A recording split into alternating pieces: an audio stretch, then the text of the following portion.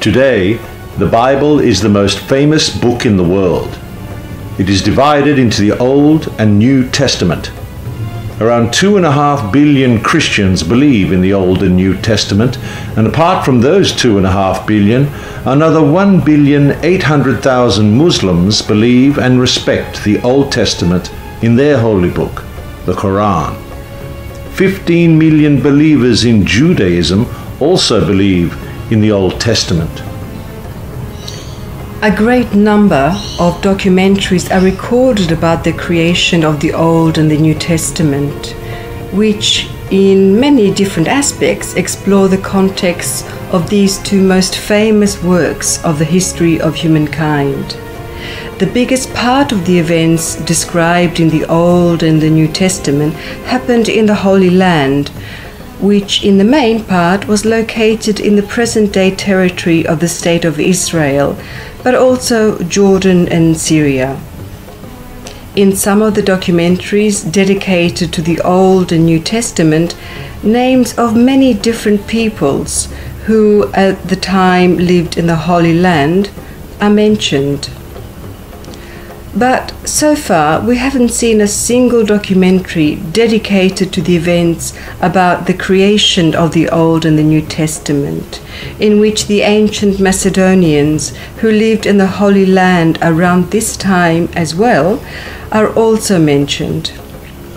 We hope to fix this injustice with this documentary. The aim of this documentary is to highlight and reveal to the world the great Macedonian contribution to the creation of the Old and the New Testament, and to bring forth many neglected historical facts on the life and activities of the Macedonian community living in the Holy Land before and during the lifetime of Jesus.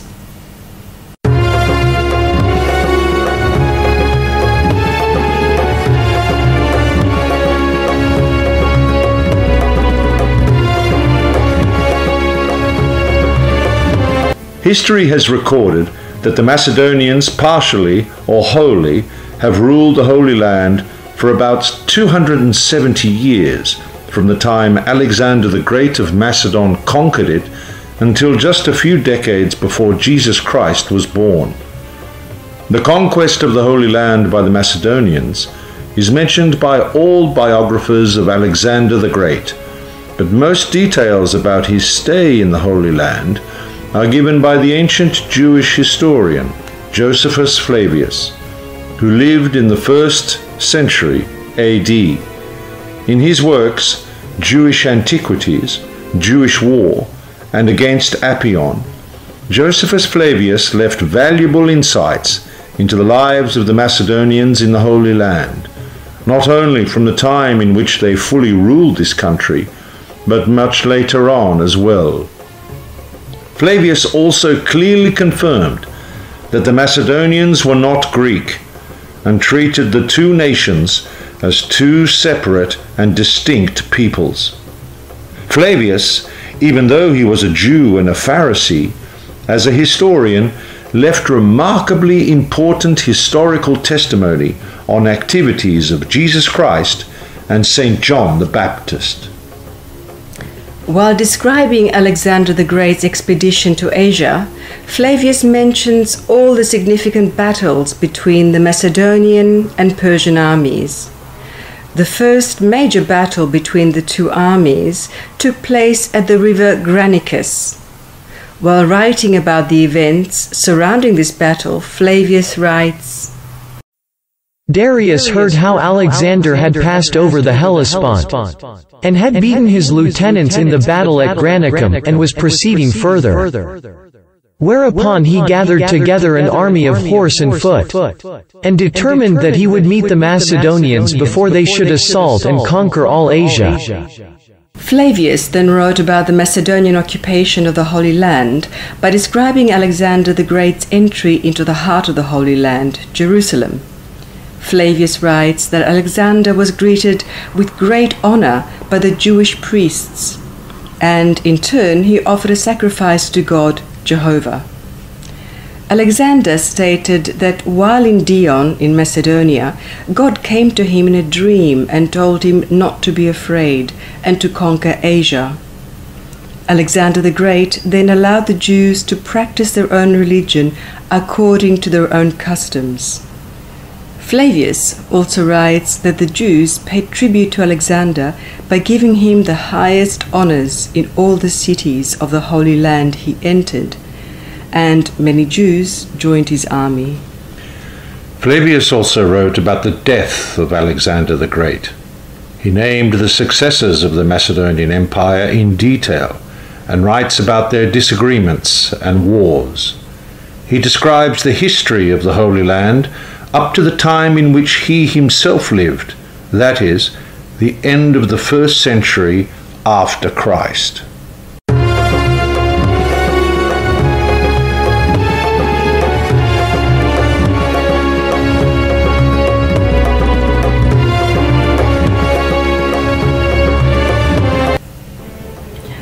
After the death of Alexander the Great, the vast Macedonian Empire quickly got separated into several states, but the Macedonians continued to rule them.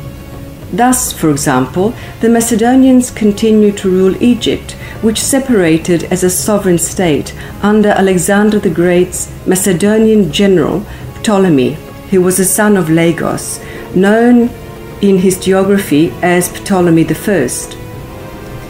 He founded the Macedonian Ptolemaic dynasty, whose members remained to rule in Egypt for almost 300 years after Alexander's death.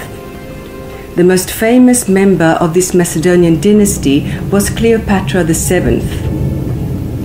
The Macedonian ethnic origin of the Ptolemy is also emphasized by Josephus Flavius, who calls the kings of the dynasty Macedonians. There are other ancient testimonies about the Macedonian origin of the Ptolemaic dynasty. The ancient historian Johannes Malalas writes in his Chronographia, Book 8, about the Ptolemy. Ptolemaeus ruled the Egyptians with the authority of the Macedonians for 42 years. The 13th and last monarch of the Ptolemaic dynasty was Cleopatra, daughter of Dionysus. She was queen for 22 years. The 13 Macedonian monarchs of the Ptolemaic dynasty, from Ptolemaeus son of Lagus until Cleopatra, daughter of Dionysus, ruled over the whole country of Egypt for a total of 300. The famous ancient Greek geographer and historian Pausanias, who lived in the 2nd century AD, in his work Description of Greece, testifies to the high level of the Macedonian ethnic consciousness among the members of the Ptolemaic dynasty. Nearest to Damascus stands a statue of somebody. They do not give his name, but it was Ptolemy son of Lagus who set up the offering. In the inscription, Ptolemy calls himself a Macedonian, though he was king of Egypt. The ancient historian Plutarch, who lived in the 1st and 2nd centuries AD, clearly wrote in the biography of Mark Antony that the mother tongue of the Ptolemies, including Cleopatra VII, was Macedonian. Dynasties composed of ethnic Macedonians ruled other countries of the former Macedonian Empire. Thus, for example, the eastern Mediterranean was ruled by the Macedonian Seleucid dynasty, founded by the Macedonian general Seleucus, while the Pergamon kingdom was ruled by the Macedonians Attalides. The Macedonian rulers of the Ptolemaic and Seleucid dynasties who ruled Egypt and the eastern Mediterranean, including the Holy Land, organized a mass settlement of Macedonians and Greeks in their countries in order to secure their rule. It is thought that about 1 million Macedonians and Greeks were moved to Egypt, and there was massive colonization in the state of the Seleucids, including the Holy Land. The famous German historian Ulrich Wilken, in his book Alexander the Great, published in Germany in 1931, writes, From the beginning, the Seleucids and the Ptolemy were aiming to attract as many Macedonian and Greek populations to their kingdom as possible. Only in this way they could gain a balance between the Oriental masses. Seleucus I and his son Antiochus I are among the greatest colonizers in the history, not only in Asia Minor, but throughout Syria. They have implemented an extensive city-building program, and as a result, another Macedonia has emerged in these parts.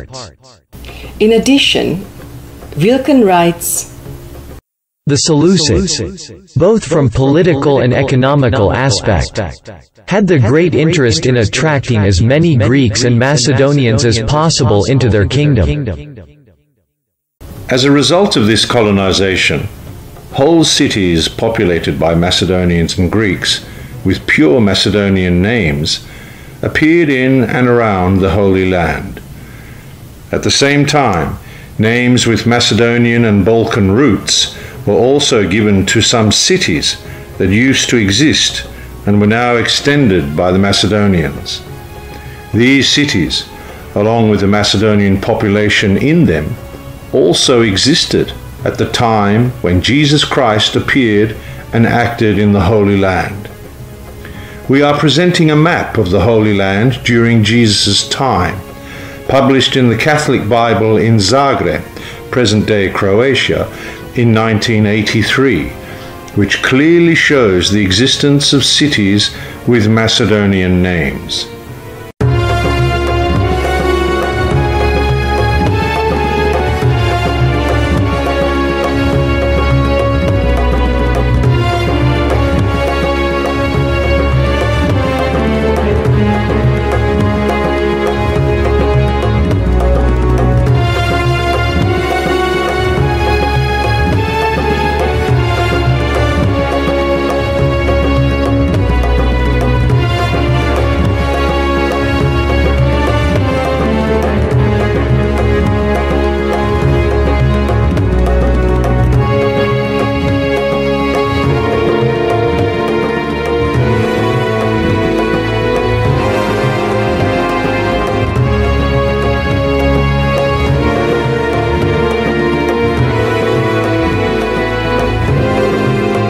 Macedonians even inhabited the heart of the Holy Land, Jerusalem, as testified by Jewish historian Josephus Flavius. And again, we ask the question, why doesn't a single documentary that's been recorded abroad mention the Macedonians as citizens of the Holy Land during a time in which such significant events from the creation of the Old Testament and the New Testament were happening? Why hide the historical data that the Macedonians were actively participating in these events as well? During the communal life in the Holy Land, the Macedonians imposed some segments of their culture on the Jews, but also adopted segments of the Jewish culture. Thus, for example, the Jews were imposed the Macedonian Calendar, which was different from the Greek. There are biblical and non-biblical testimonies about the imposing of the Macedonian calendar in the state of the Seleucids, including the Holy Land. Thus, for example, in the Old Testament second book of the Maccabees, time is determined by the names of the Macedonian names for the months. The Macedonian calendar remained in use in the Holy Land even during the Roman occupation, not only by the Macedonians and Greeks, who remained there, but also by the Jews themselves. One proof of this is the works of Josephus Flavius, who, as mentioned, lived and worked at the time of the beginnings of Christianity in the Holy Land. In his extensive work Antiquities of the Jews, Flavius has repeatedly used the Macedonian calendar. Flavius mentions the name of the Macedonian months in other places in his works as well.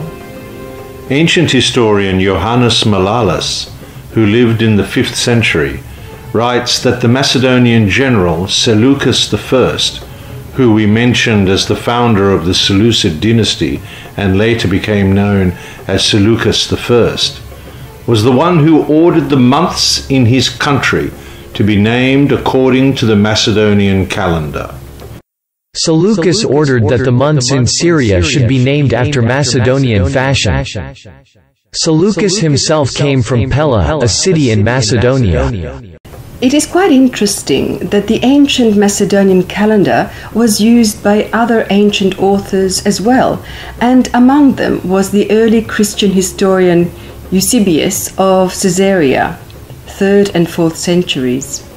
In his work Church History, he mentions the names of several Macedonian months, which he compares with the Roman ones.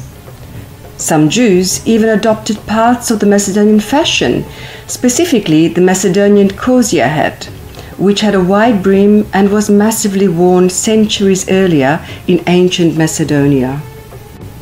Let us also mention about the common coexistence between the settled Macedonians and Greeks and the indigenous Jews during the reign of the Seleucids and much later. Let us first say something about the relationship between the Macedonians and the Greeks. The old rivalry between these two peoples is described by all the most important ancient authors. However, during the communal life among the Orientals, there was some relinquishment of the previous mutual tension between the Macedonians and the Greeks. In this regard, Ulrich Wilken says, "Throughout these influences, the local differences of the populations were further weakened, and the contrasts between the Macedonians and the Greeks, still strong under Alexander and his closest allies, were calmed, although probably never disappeared, partially because of the special military privilege the Macedonians had until the Roman times." So, as fate had them live together in the midst of the very different Orientals, the Macedonians and the Greeks were forced to collaborate together, which led to the relaxing of tensions between them. However, ordinary Macedonians in the state of Seleucids continued to feel superior because it was their compatriots who ruled this country. Wilken writes that the majority of Jewish indigenous peoples in the state of the Seleucids stubbornly opposed the imposition of foreign cultures that were being imposed by the Macedonians and the Greeks, concluding, "The Jews remained Jews faithful to their law and confronted the pagans." Wilken, as well as many other authors, write that in the Holy Land, the Macedonians and the Greeks carried out a Hellenization of the Jewish and other locals. But we think the term Hellenization is not quite appropriate. Although they had common cultural segments, the Macedonians and the Greeks were still two separate peoples with their own cultural identities, which is actually written by Wilken himself, who mentions these two peoples separately. We already mentioned that their calendar was different. The Macedonian, not the Greek, calendar was imposed in the Holy Land, and hence, at least in terms of the calendar, it would have been more of a question of the Macedonianization of the Jews rather than their Hellenization.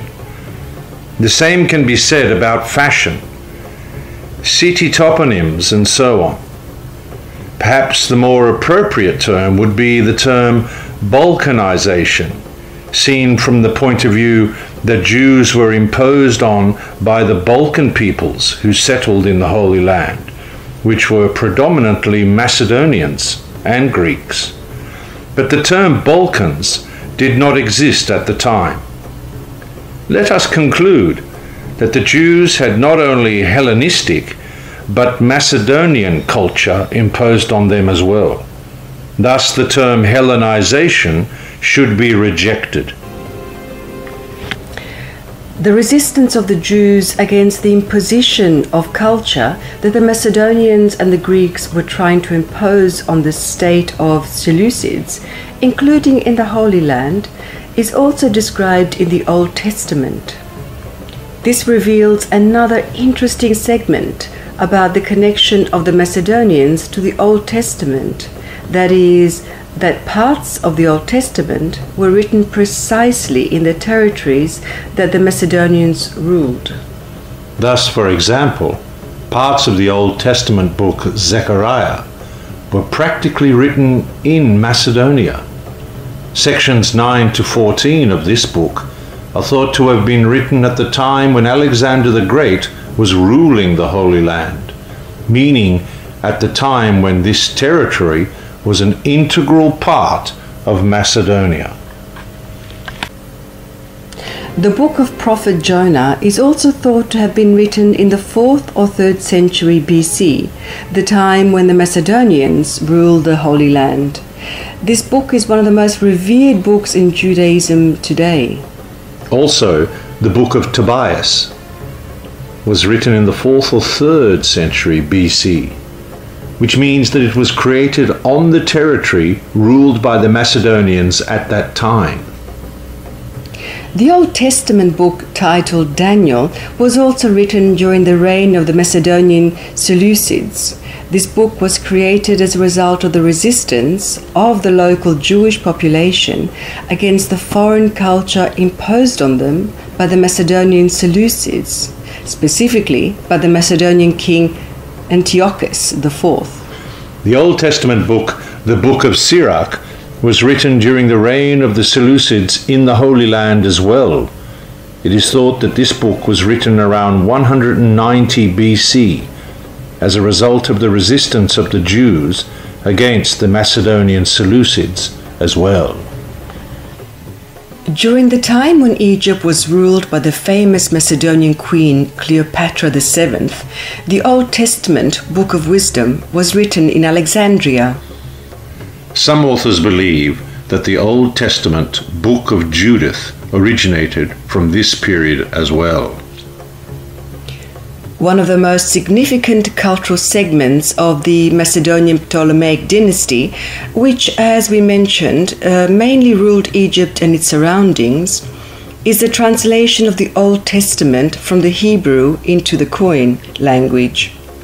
This translation of the Old Testament was made in the 3rd century BC, and through it, the Old Testament was basically widely promoted in the world for the first time.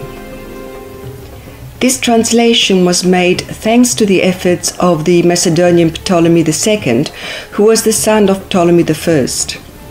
As king of Egypt at the time, he hired 72 translators of Jewish descent who spoke the Koine language to translate the Old Testament. This translation is known today as the Septuaginta and is considered to be the most significant translation of the Old Testament.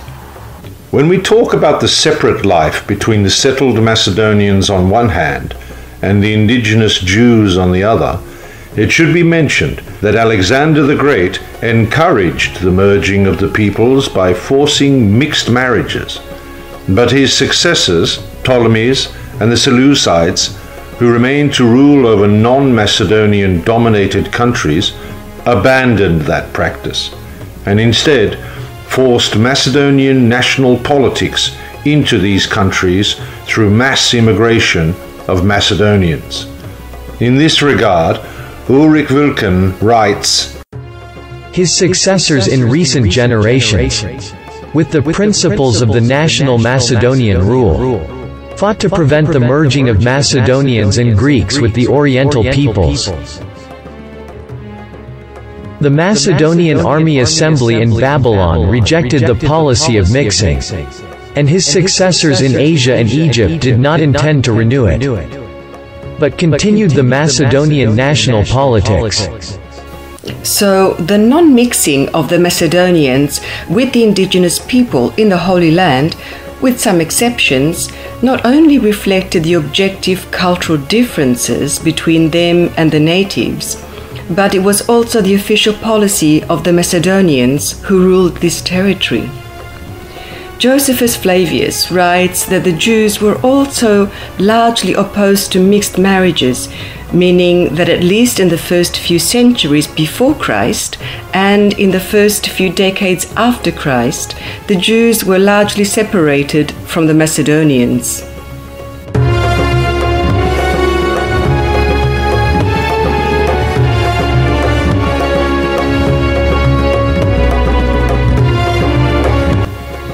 When we talk about the centuries-old cohabitation between the Macedonians and the Jews in the Holy Land, we should mention another significant event that took place at that time.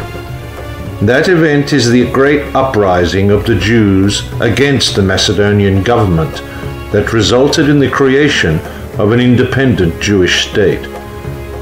The whole event is described in the two biblical books of Maccabees, and Josephus Flavius describes in detail the Jewish uprising against the Macedonians.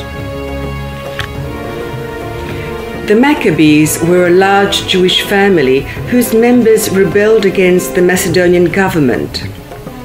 The Maccabees and the rest of the Jews initially lived at peace with the Macedonians and served the Macedonian rulers relatively loyally. We have already mentioned that even Alexander the Great allowed full religious freedom to the Jews, who were highly respected by him, and had such freedom even when other kings from the Seleucid and Ptolemaic dynasties ruled their land. However, in 175 BC, the Macedonian king Antiochus IV ascended to the throne in the state of the Seleucids. He was very cruel to the Jews, and a few years after coming to power, in 168 BC, he banned their religion. The Jews were forced to renounce their ancient faith and instead had to submit to foreign Balkan paganism. In the second book of the Maccabees, we read that the Jews were forced to perform ceremonies in honor of the god Dionysus. The Jews who opposed this were tortured and killed. Examples of such torture are found in the well-known scriptural accounts of the murder of the 7 brothers and their mother, which took place at the orders of the Macedonian king Antiochus IV himself. The biblical account of the murder of the Aleksandar Jew is another example, as well as the murder of 2 Jews who were killed by the Macedonians because they circumcised their babies under Jewish law, which was strictly forbidden by Antiochus IV. At the same time, the Jewish temple in Jerusalem was converted into a pagan sanctuary with statues of Zeus and other pagan gods. The first serious opposition to the forced ban on the Jewish faith was established by the Jew Matthias Maccabeus. He gathered many Jews around him and declared a revolt. The Macedonian king Antiochus IV immediately sent an army against the insurgents, killing about 1,000 Jews in the first battle. But that did not waver the insurgents, and their numbers began to increase. Shortly afterwards, Matthias died, and after his death, in 167 BC, his son Judas Maccabeus took over the Jewish insurgency. He proved to be a very successful military commander and managed to inflict some serious defeats on the far larger state army of the Macedonian king Antiochus IV. So the Jewish uprising ended successfully. Antiochus IV fell ill and died, and his son Antiochus V gave a peace offering to the Jews, which they accepted. Antiochus V returned the religious freedom to the Jews and appointed their leader Judas Maccabeus as their governor. The pagan elements were removed from the temple in Jerusalem and again dedicated to God. This event, to this day, is celebrated by the Jews around the world in the form of one of the most significant Jewish holidays, Hanukkah. So, the celebration of Hanukkah is related to the rule of the Macedonians. אלוהינו מלך העולם, אשר קידשנו במצוותיו, וציוונו להדליק נר של חנוכה. ברוך, אמן, ברוך אתה אדוני. Judas Maccabeus died in 161 BC. He was succeeded by his brother Jonathan Maccabeus, who was the youngest son of Thaddeus. The ancient Jewish historian Josephus Flavius, when writing about this uprising, clearly states that the Jews fought for their freedom against the slavery imposed on them by the Macedonians. When writing about the death of the Jewish leader Judas Maccabeus, Flavius writes, "He left behind him a glorious reputation and memorial by gaining freedom for his nation and delivering them from slavery under the Macedonians." Concerning the successes of Judas Maccabee against the Macedonians Seleucids, Joseph Flavius writes, "The nation of the Jews recovered their freedom when they had been brought into slavery by the Macedonians. A famine also assisted their wickedness, and afflicted the country till not a few, who by reason of their want of necessaries, and because they were not able to bear up against the miseries that both the famine and their enemies brought upon them, deserted their country and went to the Macedonians." The Jews were under the rule of the Macedonians, referring to the Macedonian dynasty of the Seleucids. Flavius writes in many other parts of his works as well. But let's continue with the events of this time. After the power struggle in 145 BC, Demetrius Nicator became head of the Seleucid state. He continued to fight the Jewish rebels of Jonathan Maccabeus. Josephus Flavius describes the battles that were fought at that time, where Demetrius Nicator's army also named them Macedonians. In the description of one of the battles, Josephus Flavius writes, "Jonathan the high priest levied an army out of all Judea, and attacked the citadel at Jerusalem and besieged it. It was held by a garrison of Macedonians." Demetrius Nicator was then replaced, but again attempted to come to power. He went to Mesopotamia to seek the support of the settled Macedonians and Greeks to assist him in his return to the throne. Josephus Flavius, related to this, writes, "But Demetrius passed over Euphrates and came into Mesopotamia, for those Greeks and Macedonians who dwelt there frequently sent ambassadors to him, and promised that if he would come to them, they would deliver themselves up to him." Here too we have a very significant testimony from Flavius, in which we see him mention the Macedonians as inhabitants of a much wider area of Asia, almost 200 years after Alexander the Great conquered these lands. This means that the Macedonians at this time were still aware of their Macedonian ethnic origin, as they were referred to as Macedonians by this Jewish historian. Also, Flavius again separated the Macedonians and the Greeks as two separate peoples in this extract.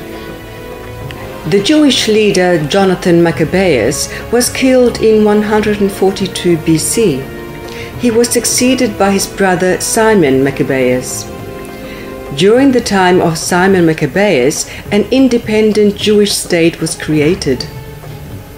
Flavius also mentions the Macedonians as he writes about the struggles Simon Maccabeus waged against the Seleucid army.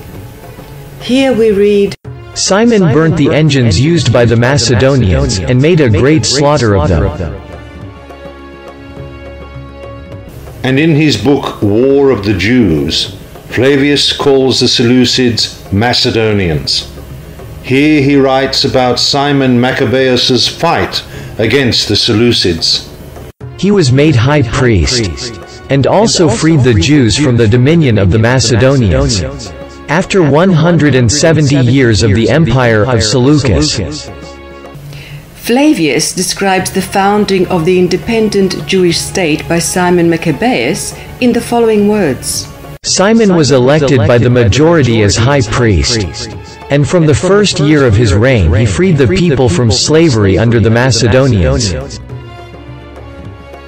So here is another confirmation by Flavius of the ethnic Macedonian character of the Seleucids 200 years after the first Macedonians came to the Holy Land. All of this is extremely important, especially since many worldwide encyclopedias and other works have inaccurately stated that the Seleucids in their own country allegedly spread Greek culture and language, that they were building Greek cities and the like. While it is true that in the culture that they spread there were elements of different cultures, including Greek, that does not mean that they were Greek. After all, from the testimony of Flavius, we see that the Jews themselves were well aware that they were under Macedonian and not Greek slavery. Certainly they did so because of the fact that the Seleucids themselves were aware of their Macedonian origin, although many of them had not even stepped foot in Macedonia. Significantly, Judas Maccabeus died in the middle of the 2nd century BC. This means that even after more than a century and a half since Alexander the Great conquered the Holy Land, the descendants of the Macedonians who had settled in Palestine declared themselves as Macedonians. But someone might ask, if the Seleucids and the Ptolemies were not Greek, then why are all the inscriptions in their states written in Greek? And why did they celebrate the Greek gods? The answers of these questions are simple. First, let's say that the written language cannot be a proof at all for someone's ethnic background. It is well known that in Macedonia itself there is not even a single inscription in the Greek language that dates before the 5th century BC, that is, from the time of the first serious contacts between the Macedonians and the Hellenic culture. The first Macedonian king that initiated closer contacts between the Macedonians and the Hellenes was Aleksandar I, who lived in the 5th century BC. This king helped the Greeks in their war against Persia, for which he received the nickname Philhellene, which meant a foreigner that likes Hellenes. Some historians, for example Abel, believes that Alexander I was murdered by some notable Macedonians because of his pro-Greek politics, which presented a threat to Macedonia. We have already provided data from ancient sources about the uniqueness of the ancient Macedonian spoken language. But let's assume that this language did not exist in its written form, and that the first written language used by the Macedonians was Greek. This does not at all mean that the ancient Macedonians were Greeks. In the classical period throughout Europe, only the Greeks and Romans are known to have their own written language. Would that mean that all the people that used their language and alphabet were either Greek or Roman? Even the Bulgars, who came from Asia onto the Balkans in the 7th century, used the Greek alphabet, and it was the official alphabet of the first Bulgarian Khanate for more than a century and a half. Does this mean that they were also Greeks? What about the other nations from that time, Illyrians, Thracians, and others, who also used the Greek alphabet? Even the Romans wrote their chronicles in Old Greek dialects until the 2nd century BC, Were they also Greeks until the 2nd century BC and then suddenly became Romans? Also, numerous Greeks in the antiquity used to write in Latin, and a lot of examples are known where members of a nation used foreign alphabets. Today, millions of Africans use the English written language, but does it mean that they are ethnic Englishmen? Besides, the ancient Greek alphabet is not authentically Greek, but it is known that it is an adapted variation of the Phoenician alphabet. Finally, let's mention that according to some data, only about 5% of the people in the antiquity were literate. So rare writings of those 5% literate people cannot be of any proof of someone's ethnic background. Regarding the so-called Greek gods, let's say that most of these gods were not only Greek, but belonged to other nations as well. Also, many elements of the so-called Greek mythology were taken from the cultures of other peoples, and this fact can be found in every serious encyclopedia as well as many other sources. In fact, most of the Greek deities were not Greek at all. For example, Zeus is of Indo-European origin, the same with Poseidon.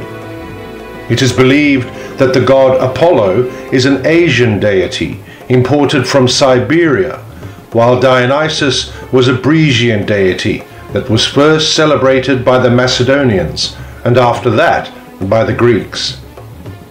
Many other gods originated from Macedonia. Even the father of history, Herodotus, writes that most Greek deities were not Greek at all. In his work History, Herodotus writes that the Greeks received their gods from the ancient Pelasgi, that is, non-Greek people who lived in the southern Balkans. More details of this are examined in our next documentaries. Simon Maccabeus was replaced by his son John Hyrcanus in 135 BC. He succeeded in expanding the territory of the Jewish state through military actions.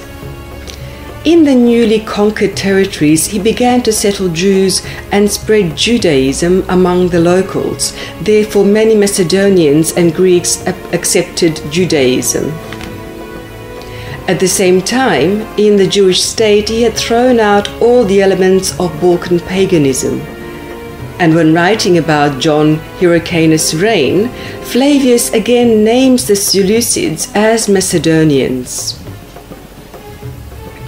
Several years after coming to power, John Hyrcanus lived in peace with the Seleucids, even though he had them pay tax. In 129 BC, Hyrcanus rebelled against this situation, demanding greater independence for the Jewish state. Flavius describes this with the words, Hyrcanus lived all this while in peace. For after the death of Antiochus, he revolted from the Macedonians. John Hyrcanus was killed in 104 BC, and in 63 BC, the Romans came to those areas and occupied both the Jewish state and the Macedonian state of the Seleucids. Some 60 years later, Jesus Christ appeared in the Holy Land. The uprising of the Maccabees and the creation of an independent Jewish state should not be seen as an outburst of hatred between the Jews and the Macedonians. On the contrary, even the leaders of the Jewish uprising sometimes nostalgically recall the coexistence between the Jews and the Macedonians. So, before one battle, in order to encourage his rebels in front of numerous enemies, the leader of the Jewish rebels, Judas Maccabee, urged them to remember the glorious victories the Jews had won in the past. He mentioned the victory of the Jews over the Galatians, in which 4,000 Macedonians fought on the side of the Jews.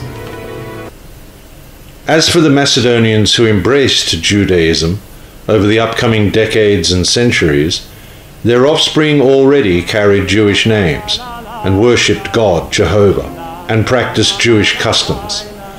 However, ethnic Jews, at least initially, made a clear distinction between the true Jews and the Judaized Macedonians and Greeks, whom they called proselytes. What happened later with the descendants of the proselytes of Macedonian ethnicity? Without trying to speculate, we will only say that they are still white-skinned and even blonde-haired and blue-eyed Jews today, unlike the majority of other Jews. As these Jews, in large part, descendants of the Judaized ancient Macedonians? In the history of Israel, there is no case of members of another ethnicity with a whiter complexion adopting Judaism more broadly. Such was the case only with the Macedonians living there. Judaism was accepted by the Greeks as well, but they themselves were darker than the Macedonians. Therefore, it is likely that a large proportion of Jews that are whiter really do carry within themselves the gene of the Judaized ancient Macedonians. Otherwise, we do not know how to explain the existence of Jews with such anthropological characteristics, and the individual similarities between Macedonian and Jewish folklore may not be coincidental, although this topic requires further research. But not all Macedonians and Greeks in Jesus' time were Judaized. Some of them have remained faithful to their Balkan pagan tradition, and surely the mention of pagans in the New Testament as inhabitants of the Holy Land applies to them as well.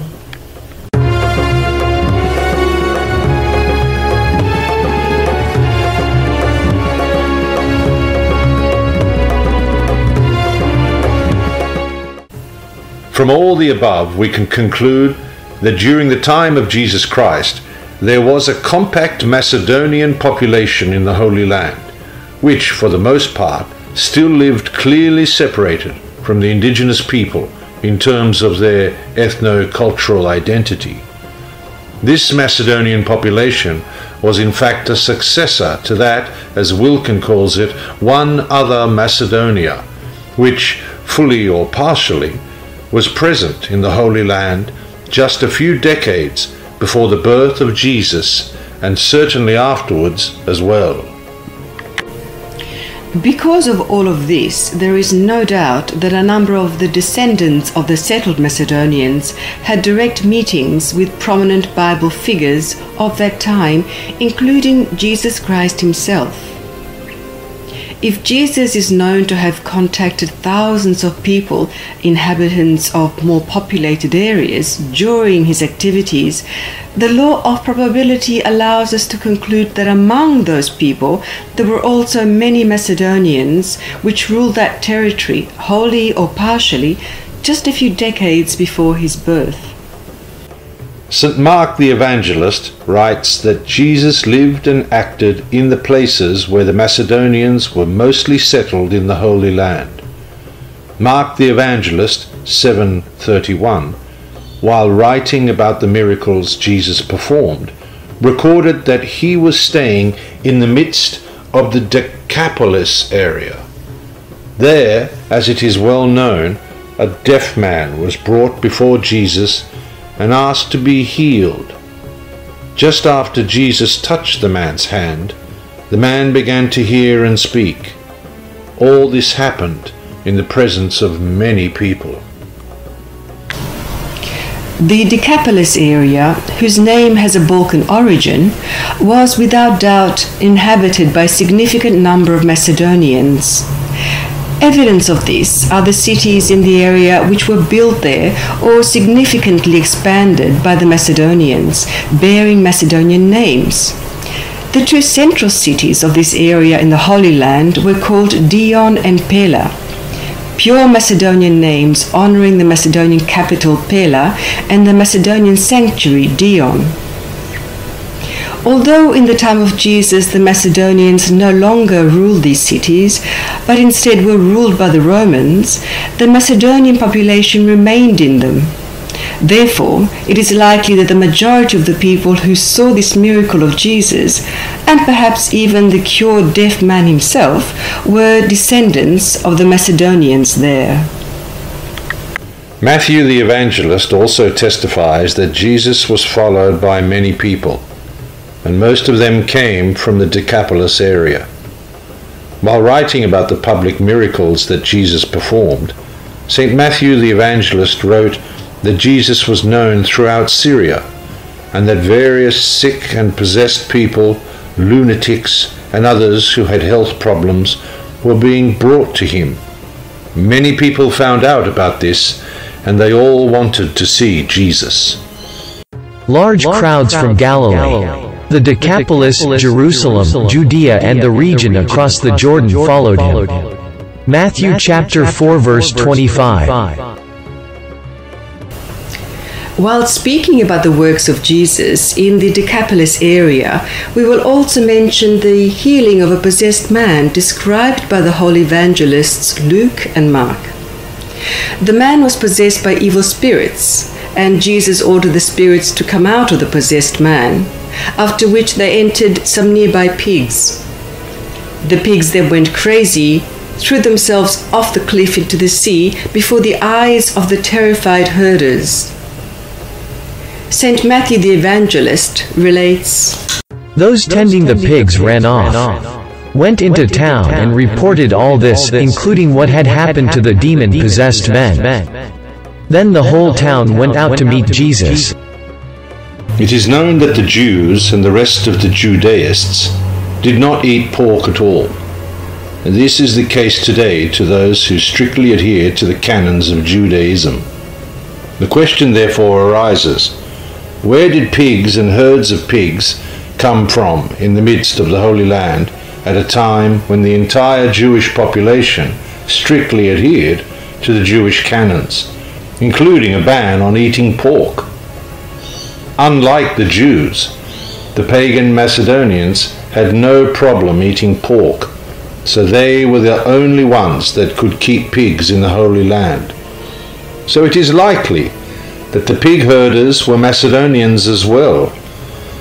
So this episode represents another clear proof of the presence of the Macedonians in the Holy Land in the time of Jesus. St. John the Baptist also acted in the Decapolis area. He performed the baptism of the people near the city of Venona on the bank of the Jordan River. John 3:23.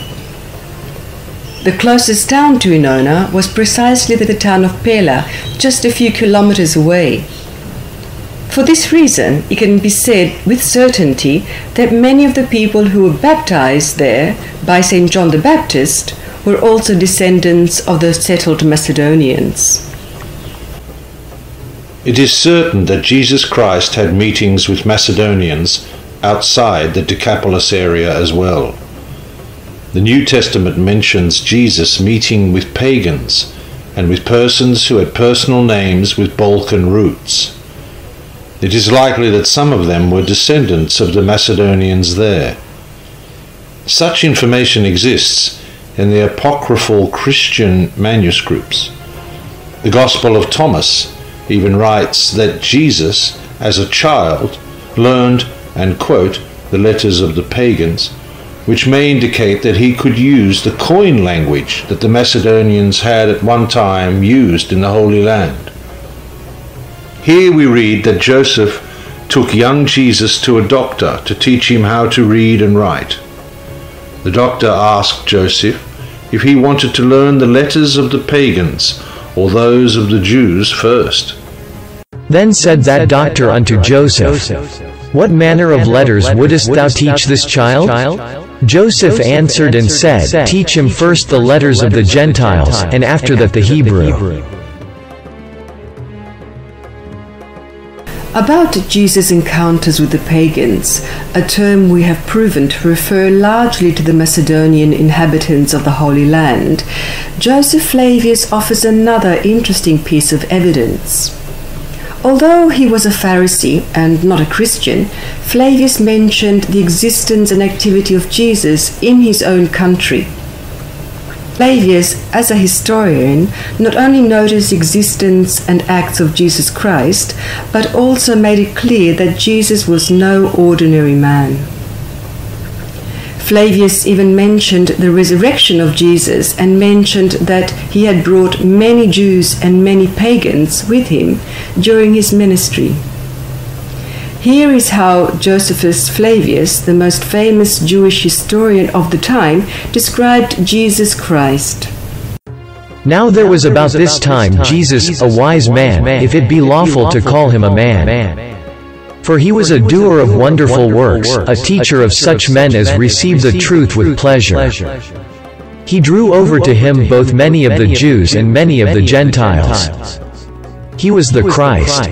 And when Pilate, at the suggestion of the principal men amongst us, had condemned him to the cross, those that loved him at the first did not forsake him.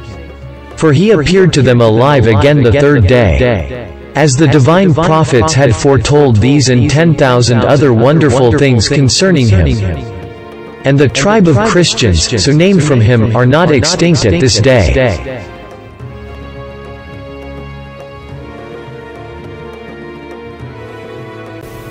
Josephus Flavius left valuable historical testimonies about the acts of St. John the Baptist.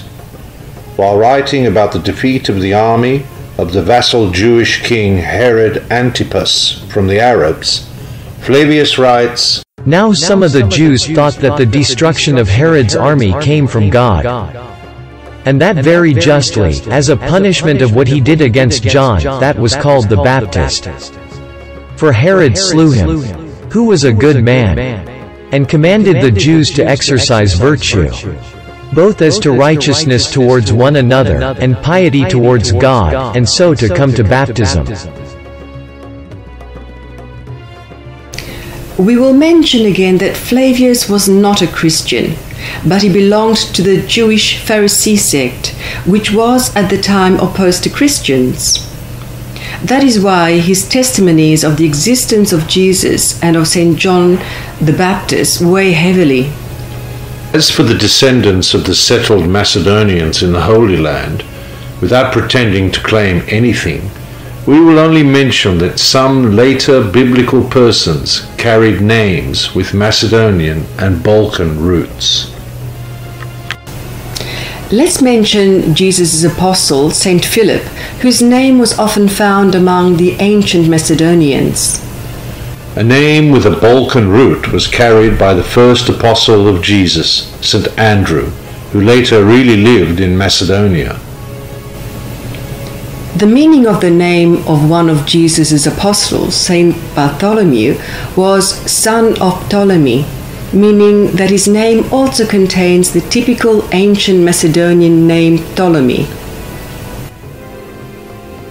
Jesus' apostle St. Thaddeus was born in the Asia Minor town of Edessa, in present-day Turkey, which was founded as a Macedonian military garrison by Alexander's general Seleucus I, founder of the Seleucid dynasty, and this was where the Macedonian soldiers lived with their families.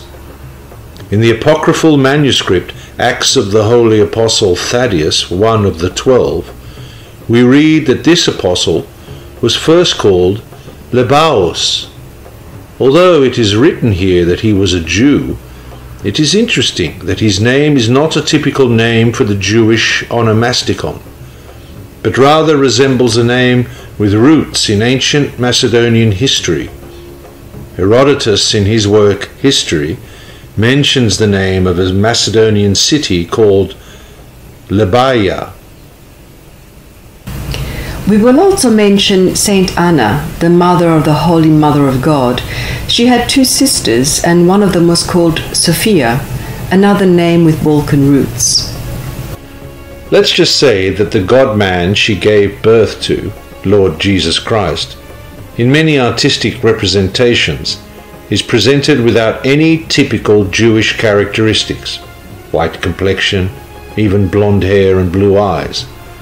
And it is interesting that on some early Christian icons, Jesus was painted with the image of Alexander the Great.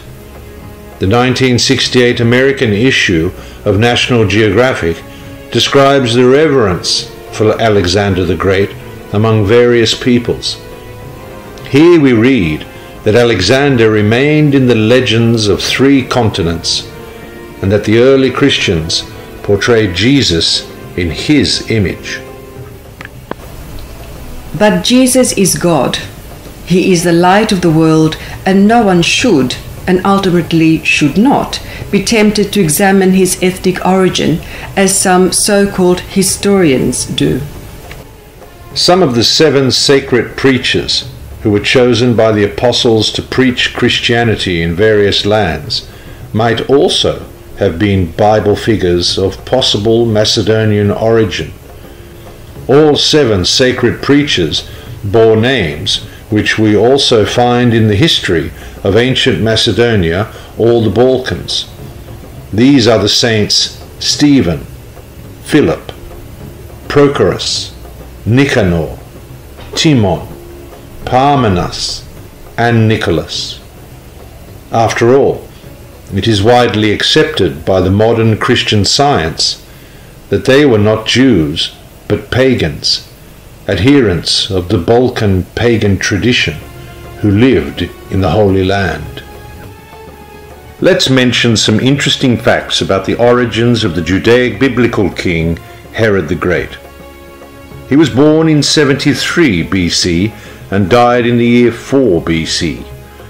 There are several theories regarding his ethnic origin, but none have been proven. It is known that the Herod dynasty spanned several generations, whose members, under Roman authority, ruled as local rulers of much of the Holy Land, just around the time when Jesus Christ was born and lived there. What's interesting are the names of Herod the Great's grandfather and father, who had the same name, Antipater, a name that is encountered by the ancient Macedonians in the older history of ancient Macedonia. But that's not all. Herod the Great had a total of 6 sons and 5 daughters from many women. If we look at their names, we can see another interesting thing.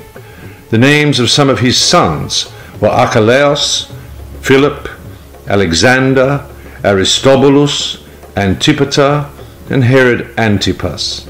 And the names of his daughters were Olympias, Roxanne, Salome, Kypros, and Salimpsio. So again, the dominant names of the older ancient Macedonian onomasticon. Of course, the exception is the name Salome, which is a Jewish name, while the name Roxanne is a Macedonian name for the Bactrian princess Rushanak, who was one of the wives of Alexander the Great. The origin of the name Kypros, or Cypros, has different interpretations, and it is the same with the name Salimpsio. Throughout the literature, mostly in the works of Josephus Flavius, the names of about 45 individuals from the paternal side of the Herod the Great dynasty are mentioned. Of these, over 30 are personal names from the older ancient Macedonian and Balkan onomasticon.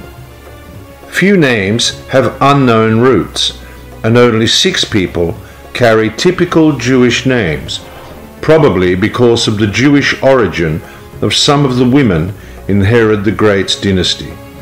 The name Herod itself has Balkan roots. Interestingly, the names of the ancient Macedonian onomasticon that we often find in the Herod dynasty also existed in ancient Greek history, so why not then hypothesize that Herod might have been Greek? We believe that such an assumption has no basis, and the proof of this is the personal names of Herod the Great's sons and daughters, among which are dominant names of the Macedonian ruling dynasties. These names include Archelaus, Philip, Alexander, Olympias, Roxanne, and Antipater.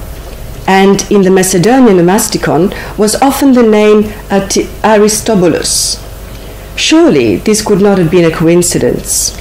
It is well known that even today some parents name their children in connection with the glorious history of their own people, and this phenomenon is common to all nations, and so is probably the case with Herod the Great. Ancient Jewish historian Josephus Flavius explicitly claims that Herod the Great was not a Jew, but a foreigner. Herod revolted from the laws of his country and corrupted their ancient constitution by the introduction of foreign practices. In addition, Flavius describes some elements of the Balkan culture that Herod imposed on the Jews and even organized the Olympics for them.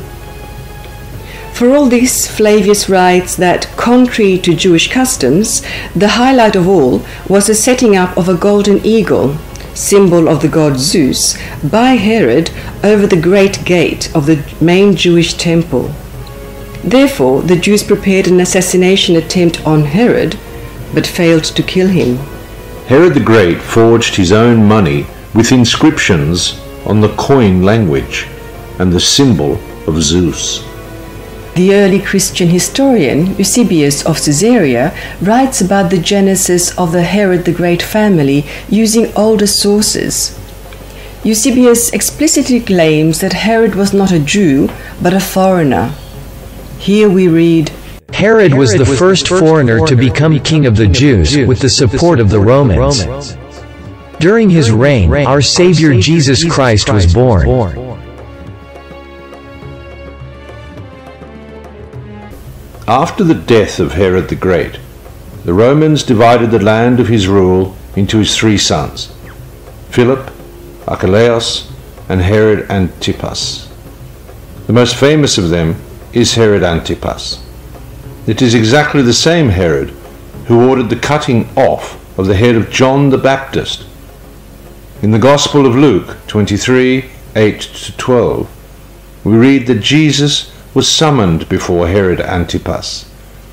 After the hearing, Herod sent Jesus back to Pontius Pilate after finding nothing to blame him for. The last ruler of the Herod the Great dynasty was Agrippa II, who ruled until 70 AD. This ruler is also mentioned in the Bible because St. Paul was brought before him before his departure for Rome. Apostle Acts 25:26. Agrippa II had a sister by the name of Berenice, another old name that can be found in the former Macedonian ruling circles. At the end of this first part of the movie Jesus Christ and the Macedonians, we will briefly mention something about the ethnic origin of the ancient Macedonians we talked about in the film. Contrary to the claim of the Greek propaganda and historiography and its supporters around the world that ancient Macedonians were, quote, Greeks, many ancient authors clearly testified that ancient Macedonians were not Greeks at all, but a separate nation with their own language and their own culture. Thus, for example, the ancient historian Arrian, 1st and 2nd century, wrote that there was, quote, old racial rivalry of Greeks and Macedonians during the Battle of Issus, in which over 30,000 Greeks fought on Persia's side against the Macedonian army. Latin historian Quintus Curtius Rufus wrote that Macedonians and Greeks communicated with each other through translators, while Demosthenes, Thrasymachus, and Hesychius described Macedonians as barbarians, people who do not speak Greek. Ancient historian Justin, while writing about the Macedonian occupation of the Greek territories, stated that, quote, Philip increased the power of Macedonia, which was now a slave yoke over the necks of the Greeks and of Asia. Pausanias, who lived in the 2nd century, wrote, quote, all the Greeks were afraid of the Macedonians and of Antigonus. In fact, there are testimonies from over 50 ancient authors who claimed that the Macedonians were not Greeks. Some of them are Arrian, Appian, Agrippa II, Dexippus, Demosthenes, Dicarchus, Dionysius Chaliontis, Dionysius of Halicarnassus, Dio Chrysostom, Diodorus Siculus, Dio Cassius, Eutropius, Eusebius of Caesarea, Emelius Esura, Johannes Malalos, Flavius Josephus, Justin, Quintus Curtius Rufus, Herodotus, Plutarch, Pausanias, Polybius, Claudianus, Clement of Alexandria, Marcus Velius Paterculus, Cornelius Nepos, Praxorus of Athens, Pseudo-Scylax, Pseudo-Schimus, and many others. For more details on this, check out the series The Ancient Macedonians Were Not Greeks by Aleksandar Donski in 40 episodes. The descendants of ancient Macedonians still live today. These are today's Macedonians, who are mostly descendants of ancient Macedonians, and there is ample evidence for this truth. In Macedonian folklore, there are a great number of songs, tales and legends with ancient Macedonian contents recorded as early as the 18th, 19th and 20th centuries. Some of them also refer to foreign travellers visiting Macedonia. The contents of some of these creations overlap with historical events. Thus, for example, in a folk song about Alexander the Great, written in the 19th century, mosquitoes are clearly referred to as a reason for Alexander's death, although the information that mosquitoes can carry malaria that can cause death was scientifically confirmed at the beginning of the 20th century. In the Macedonian folklore, there are numerous Macedonian folk deeds for some of the ancient Macedonian rulers. There are also some folklore elements, especially in the stories, that undoubtedly date back to ancient Macedonia. These are the motif with the lion, who really did live in the time of ancient Macedonia, and that is why it is so represented in the Macedonian folk tales, but also in the heraldry. The emperor with a horn, a story dedicated to Alexander the Great, the lynx, the philosopher, the motif with the three brothers taken from Herodotus' story of the birth of the Macedonian state, the cult of water, the belief in the raven as a fatal bird and in the eagle as a victorious bird, and others. All of this will be explained in detail in one of the following documentaries we are preparing. There are many customs, rituals and folk beliefs that have remained from ancient Macedonians among the Macedonians in the 19th and 20th centuries.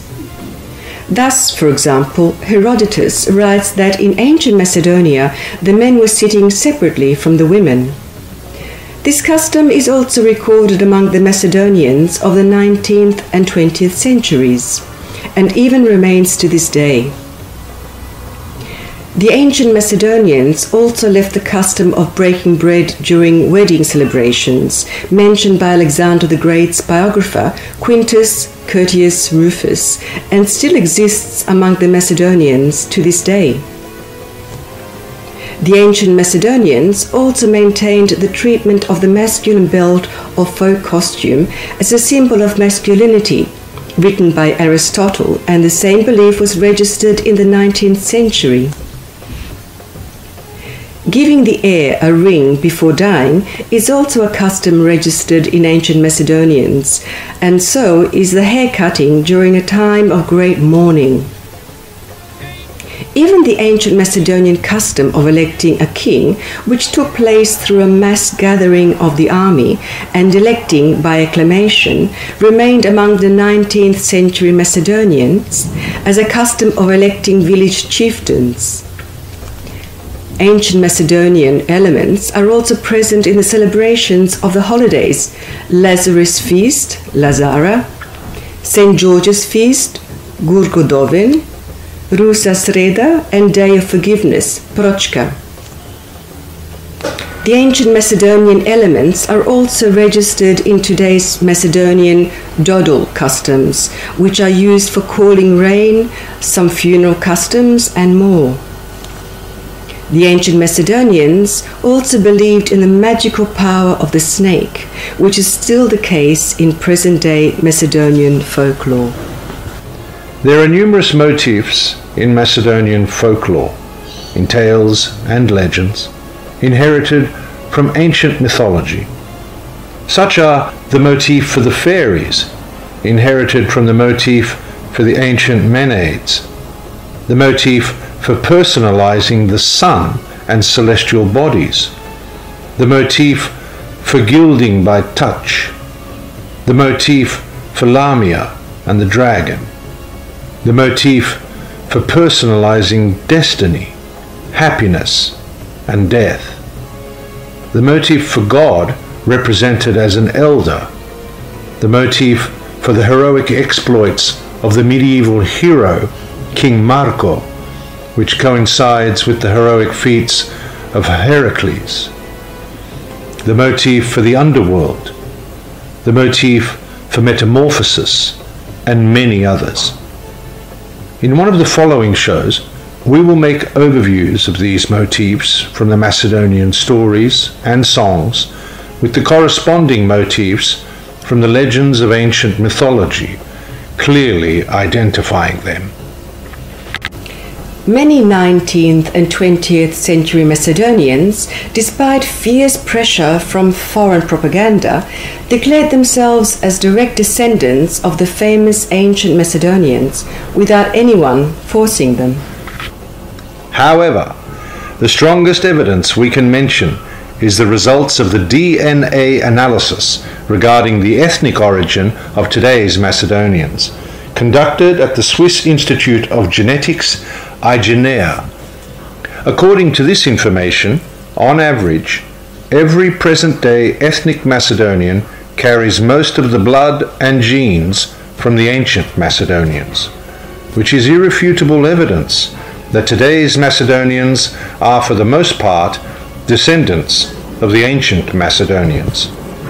Genetic research on the origins of today's Macedonians has also been conducted at the Department of Immunology and Molecular Biology at 10-12 de Octubre at the University of Complutense in Madrid, under the leadership of Dr. Armies Villena from Spain, who undertook this research in collaboration with the Institute of Tissues and Blood Transfusion Research Laboratory in Skopje. For that purpose, 172 ethnic Macedonians were studied, antigens from human white and red blood cells, class 1 and class 2 DNA, deoxyribonucleic acid, and the results of this study were published in the February 2001 issue of the prominent Danish medical journal Tissue Antigens. In the conclusion of this research, it has been established that the Macedonians belong to the older Mediterranean nations. In the second part of the film Jesus Christ and the Macedonians, we shall continue to present arguments about the great contribution of Macedonia and the Macedonians to Bible events.